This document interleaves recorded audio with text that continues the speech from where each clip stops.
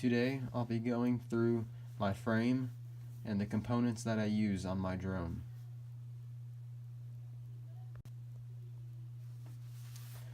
My frame is fully 3D printed. I designed it in Fusion 360. It has one top plate, one bottom plate. It has a mount in the front that holds the camera.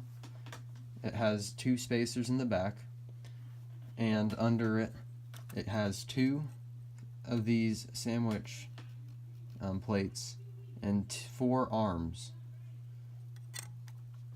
The arms are pretty rigid and have 4 holes for the motors and 2 for the screws that attach it to the body. The frame uses Emax 2300 kV 2205 motors, and those motors use BL Heli S 30 amp ESCs made by Makerfire. The entire drone is powered off of a 4S 100C 1500 mAh battery from Goldit. The batteries have these like little TPU mounts. Protects them from shorting out when you're carrying them in a bag. The camera mount is printed in TPU. It's pretty flexible. The camera I use is the CC Better. It gives pretty good video, but the audio isn't quite as good. So if you're really reliant on audio, or you like to put the drone audio in your videos, I would not recommend this camera.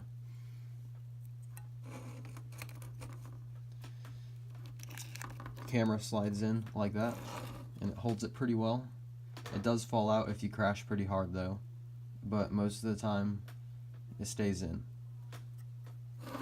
And to get it back out, you just push it and it comes back out. To get inside the drone, you have to undo these 4 screws right here.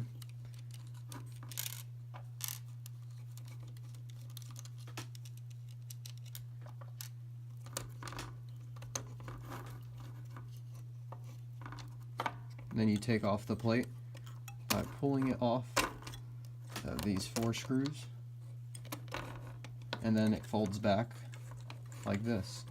And now you can see the interior of the drone.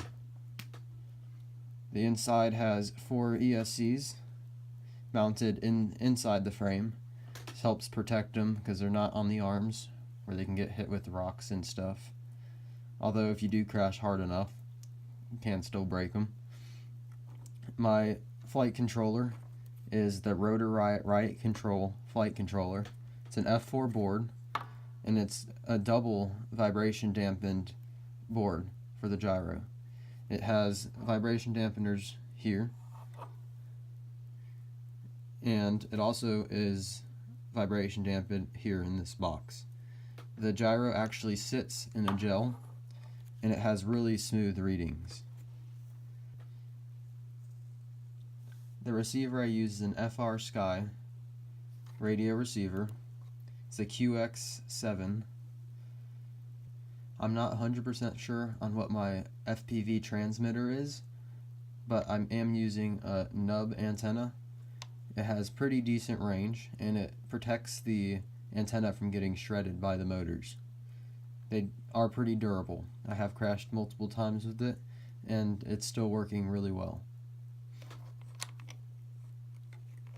Now to put it back on, you just put the plate back on top. You gotta fit it in the holes, like so.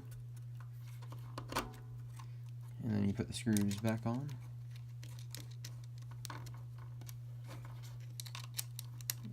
And you're ready to go. Makes it real easy to get inside the quadcopter if you need to make any repairs in the field. The frame being fully 3D printed has its benefits and downsides. Some of the downsides are that it's heavier. It is a little bit more fragile than carbon fiber frames. Although these arms are pretty strong and they don't break quite as often as you might expect. I have had some pretty hard crashes and I haven't broken an arm yet with this frame. Some of the pluses of having a fully 3D printed quad is that you can print new arms, as many as you'd like, and if you take them to the field and you break them, when you come back you can just print some new ones and you'll be good to go for the next flight, maybe the next day or whenever. You don't have to wait for shipping. You don't have to wait 2 days, 3 days, however long it takes. This is my first time making a video like this, so if you have any recommendations for me, please leave them in the comments below. I do plan on making more videos like this in the future over topics such as tuning, the chargers that I use, parallel charging, different types of propellers, stuff like that.